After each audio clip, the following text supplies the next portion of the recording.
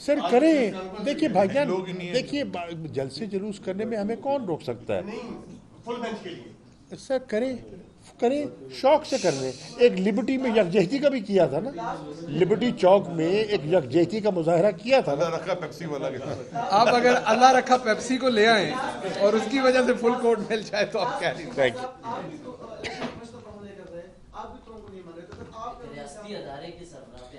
میں نے آپ کی کونی دیکھ لی تھی, آپ نے کو لگائی تھی, میں سمجھ گیا تھا سوال کہاں سے آ رہا ہے. Thank you.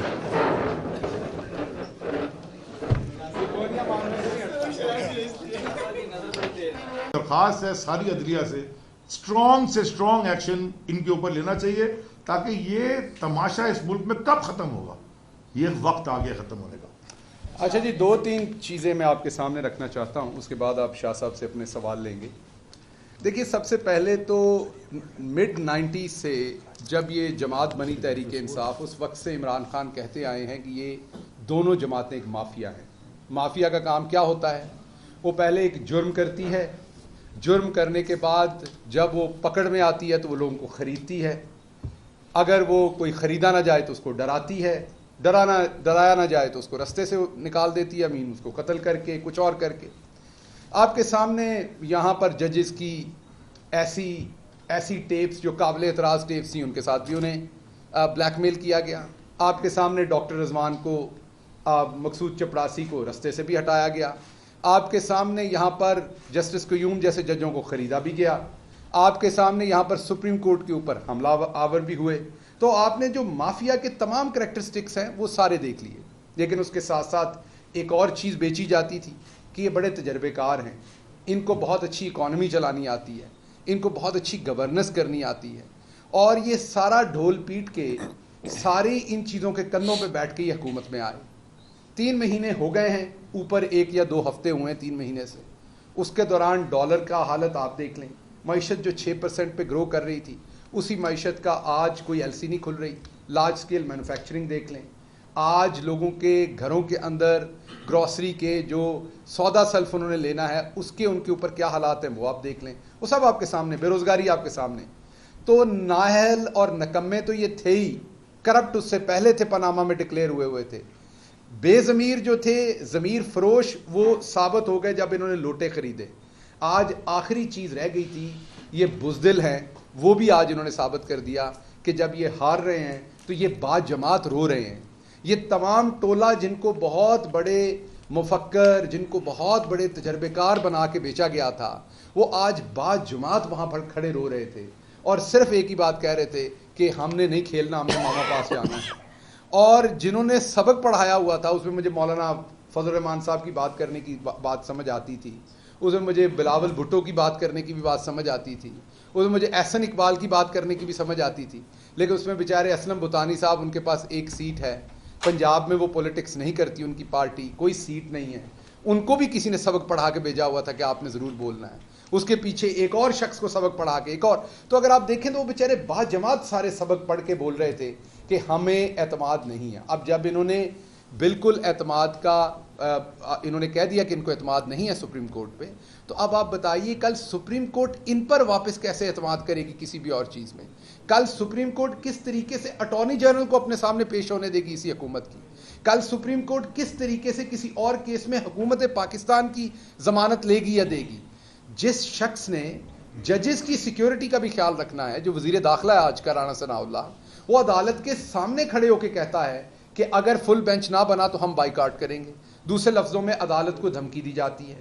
عدالت نے پھر بھی, جیسے شاہ صاحب نے فرمایا کہ عدالت کو سیلوٹ ہے, عدالت کو ہمارا گریٹیٹیوڈ ہے, عدالت کو ہمارا سلام ہے, جس خندہ پیشانی سے, جس میں یہ کہوں گا کہ جس بردباری سے انہوں نے ان کی ساری بدتمیزی سنی, اس کو برداشت کیا, اور اس کے باوجود ان کو بار بار موقع دیا. اب اگر قانون کا کوئی فارمولا, قانون کی کوئی شک, میتھمیٹکس کا کوئی فارمولا 179 کو 186 سے بڑا نہیں کر پا رہا, تو مجھے بتائیے اس میں سپریم کورٹ کا قصور کیسا ہے؟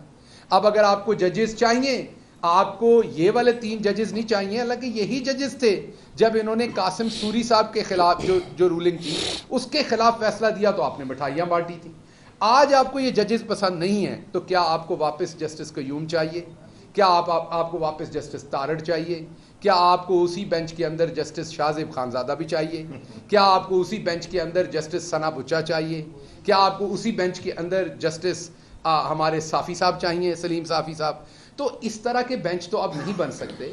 اگر آپ کو اس طرح کے بینچ بنانے ہیں تو آپ ذرا نواز شریف صاحب سے ساروں سے بات کر کے ایک دفعہ پھر ہمت کیجئے. پھر ہم تو اس چیز کی کنڈیمنیشن ہی کریں گے، لیکن سپریم کورٹ پہ دوبارہ حملہ آور ہو جائیں جیسے پہلے ہوئے تھے.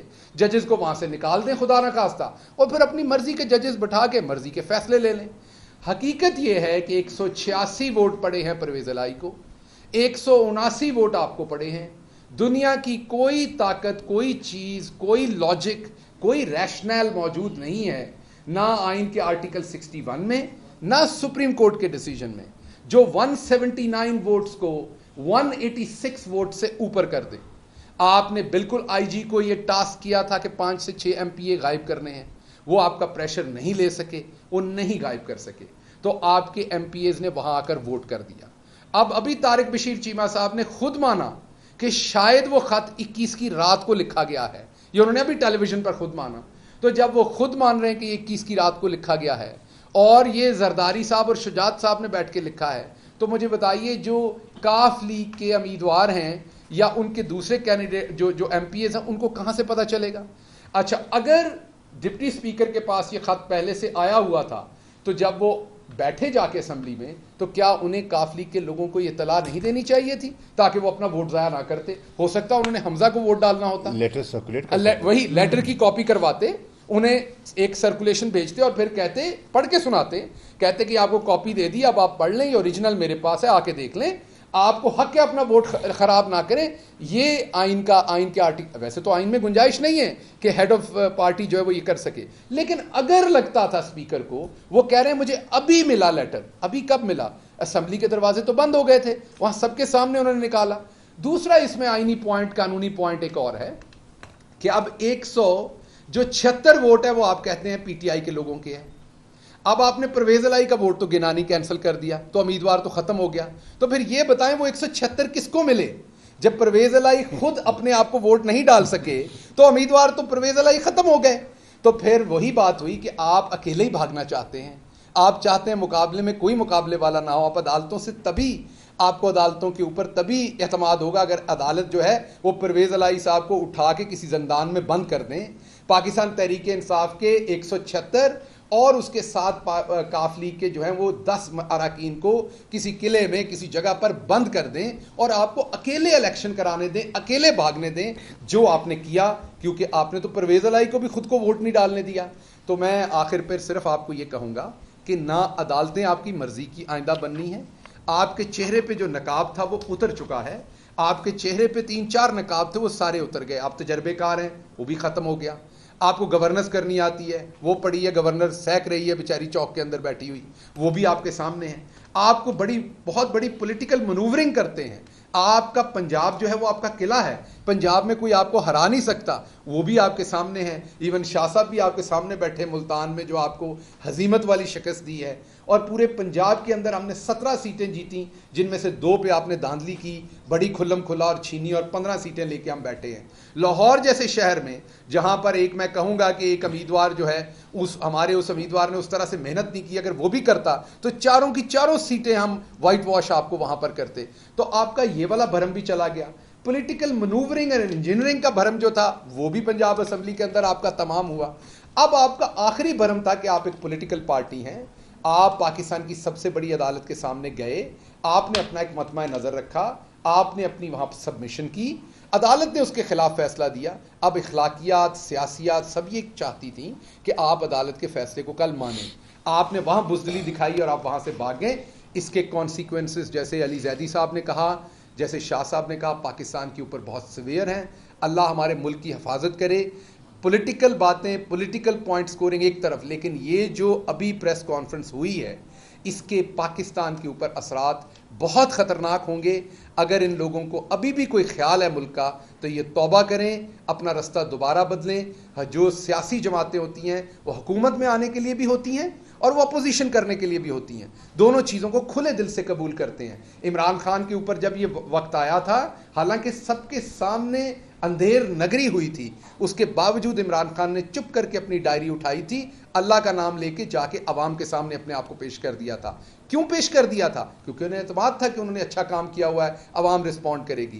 कासिम सूरी ने एक रूलिंग दी थी और उसके बाद वो हर जगह पाकिस्तान में गए, हर जगह जलसे किए, अवाम ने उन्हें किस तरीके से रिस्पॉन्ड किया। एक रूलिंग उधर मजारी साहब ने भी दी हुई है, दोस्त मजारी साहब ने, आप उनको कहें तो सही, नजर नहीं आ रहा कि किसी जगह पर वो अवाम के सामने जाके चाय का कप पी लें कहीं पे, क्योंकि उन्हें अपने कंडक्ट का पता है, उन्हें अपने किरदार का पता है। इसलिए अवाम अब आपसे मजीद बेवकूफ़ नहीं बनेगी, आपको कल ये फैसला तो उठाना पड़ेगा, ये बोरी तो अब आपको सर पे उठानी पड़ेगी, और साथ साथ शर्मिंदगी, हजीमत, और अब बेहतर होगा कि आप लोग कौम से माफ़ी मांगे और बताएं कि आप बस ऐसे अल्ले तलल्ले किस्म के चोर थे, ये बेवकूफ़ आपने एक बनाया हुआ था, आपसे गलती हो गई है, माफ़ी मांगे, अपनी जान छुड़ाएं, जनरल इलेक्शन हो, अवाम एक पार्टी को मैंडेट दे, जिसको भी दे, हमें दे, किसी पार्टी को दे, और आके वहां पर एक हुकूमत कायम कि मुस्लिम लीग ने पहले भी सुप्रीम कोर्ट के ऊपर हमला किया था, वो सबके सामने है। उस हमले में और आज बाइकाट वाले हमले में कितना फर्क है? वो फिजिकल अटैक था, ये वर्बल अटैक था, फर्क इतना ही था।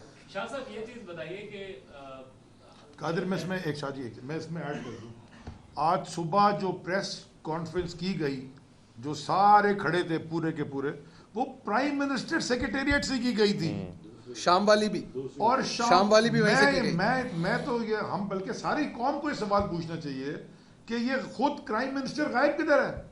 यानी कि वो तो रात भर काम करते हैं ना, सुबह 6 बजे पहुंच जाते हैं काम पे और सारी रात काम करते हैं, तो वो जवाब की अपनी पोजीशन तो क्लियर करें। उनकी कैबिनेट ने बगावत कर दी है पाकिस्तान के सुप्रीम कोर्ट से, वहां खड़े होकर, वो खुद किधर है? उनका मौकफ तो सामने है। एंटी कोर्ट हुकूमत जो है वो फुल कोर्ट मांग रही थी, क्या दरअसल इन पर अपना पर्सनल एजेंडा इतना सवार हो गया है इनके जहनों पर कि इन्हें नेशनल एजेंडे की कोई परवाह नहीं।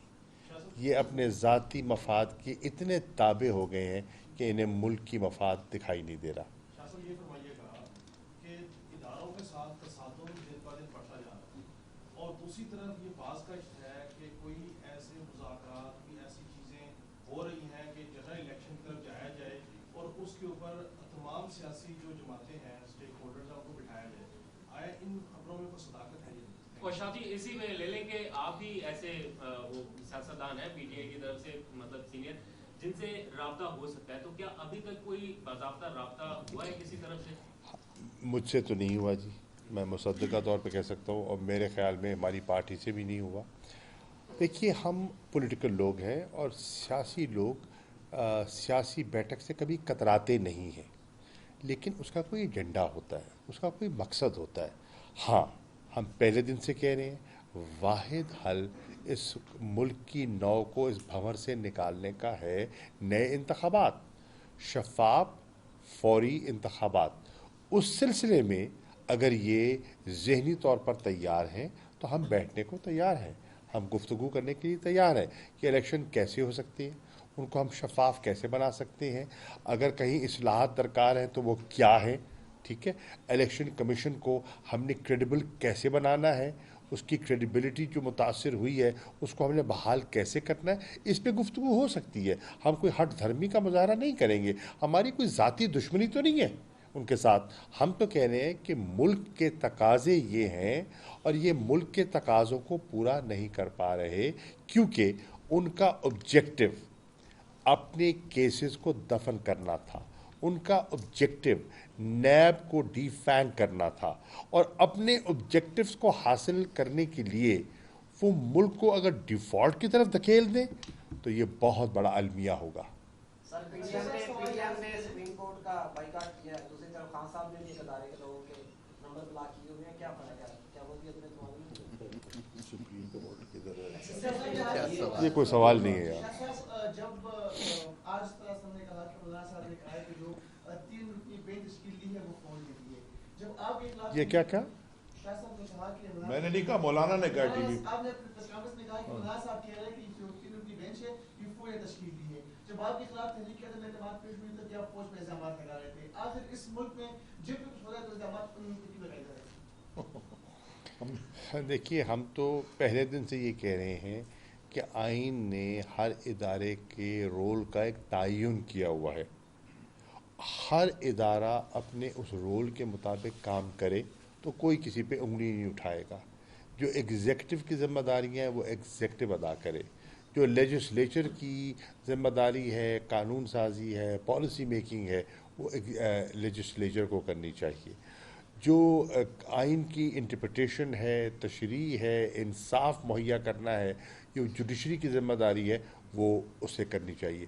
تو جب سارے ادارے آئین کی طے شدہ حدود و قیود کے اندر رہتے ہوئے کام کرتے ہیں تو یہ مشکلات سے ہم نکل جائیں گے. میں سمجھتا ہوں کہ پاکستان ایوالو کر رہا ہے، ایوالو کر چکا ہے. آپ کے لوگوں نے بڑی سیاسی پختگی اور میچورٹی کا مظاہرہ کیا ہے. انہوں نے نہیں دیکھا کہ مثال کے طور پر آپ بائی الیکشن کو لے لیجیے، ایک طرف سرکاری فنڈز تھے، رعایت تھی، مراد تھی، اور دوسری طرف ایک ایسے کینڈیڈیٹ کو ووٹ دے رہے تھے جو بظاہر اگر جیت بھی جاتا تو اپوزیشن میں بیٹھنا تھا. لوگوں نے پولیٹیکل میچورٹی کا ساتھ دیا. لوگوں نے عمران خان کے بیانیے کو تسلیم کیا اور انہوں نے کہا کہ اس بیانیے میں ہمیں اپنا مستقبل دکھائی دے رہا ہے. تو انہوں نے حکومت کی پیشکش اور رعایت، فنڈز، مراد مسترد کی اور بلے پہ مہر لگائی. شاہ صاحب اگر پنجاب میں بہتر فیصلہ آتا ہے اور آپ کی حکومت بن جاتی ہے تو آپ خیال کر سکتے ہیں پاکستانی قوم کے قومی اسمبلی میں بھی آپ واپس آئیں گے؟ دیکھیے قومی اسمبلی تو اپنا جسے کہتے ہیں نا اپنا ریز و دیترک ہو چکی ہے، ریڈنڈنٹ ہو گئی ہے. قومی اسمبلی میں تو آپ دیکھ رہے ہیں نا حل نہیں ہے.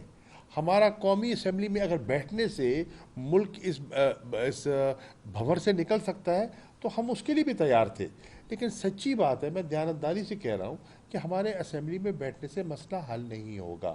مسئلہ حل ہوتا ہے نئے انتخابات، فریش مینڈیٹ. اس حکومت کے پاس مینڈیٹ نہیں ہے، اور ہم نے تجربہ کر کے دیکھا ہے کہ جو ہماری عددی اکثریت تھی اس اکثریت کے بل بوتے پر جو بڑے اقدامات ہم لینا چاہتے ہیں ہم وہ لے نہیں پائیں گے. اس لیے ہم کہہ رہے ہیں قوم کو موقع ملے کہ عمران خان کے ویژن کو سامنے رکھتے ہوئے، اس کے منشور کو سامنے رکھتے ہوئے ہمیں اتنی عددی اکثریت دیں کہ ہم واقعتاً جو ہے پاکستان میں تبدیلی لا کر دکھائیں. اچھا سر، یہ آپ نے سپریم کورٹ کی بات کی، یہاں ہوئی تو یہاں ہم نے دیکھا یہ بینچ مخصوص جماعت کے حوالے سے یا سیاسی کیسز جو سنتا رہا اس کی شرح تقریباً 100% ہے. تو اس وجہ سے جب ان پر تحفظات ہیں تو ایک مخصوص بینچ پر یا ججز پر تحفظات ہیں، ان تحفظات کو آپ سپریم کورٹ پر حملہ تو نہیں کرا دیں؟ نہیں، دیکھیے میں اس کا جواب دے دوں. یہی مخصوص بینچ جب بیٹھا ہوا تھا، جب سوری صاحب کی رولنگ کا کیس سن رہے تھے تو ان نے اعتراض کیوں نہیں کیا؟ یہی مخصوص بینچ تھا نا. فل کورٹ کیوں نہیں مانگا؟ فل کورٹ کیوں نہیں مانگا؟ دیکھیے یہ تو بات نہ ہوئی نا. یہ تو لوگوں کی آنکھوں میں اب دھول جھونکیں گے. ایسا نہیں ہوگا. لوگ بیوقوف نہیں ہیں، لوگ ہم سے زیادہ سمجھدار ہیں.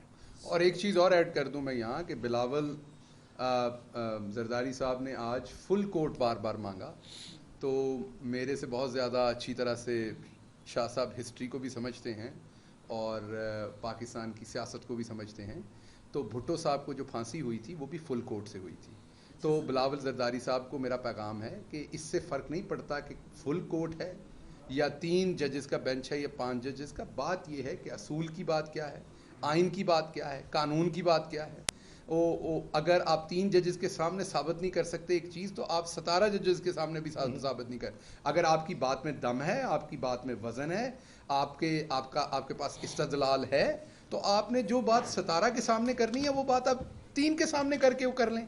اور اگر وہاں سے آپ کے ساتھ انصاف نہیں ہوگا اور آپ کی بات میں وزن ہوگا تو میڈیا آپ کے سامنے ہے، عوام کی عدالت آپ کے سامنے، آپ اس کے سامنے لے آئیے گا. آپ کے پاس بات نہیں ہے کرنے کو اصل.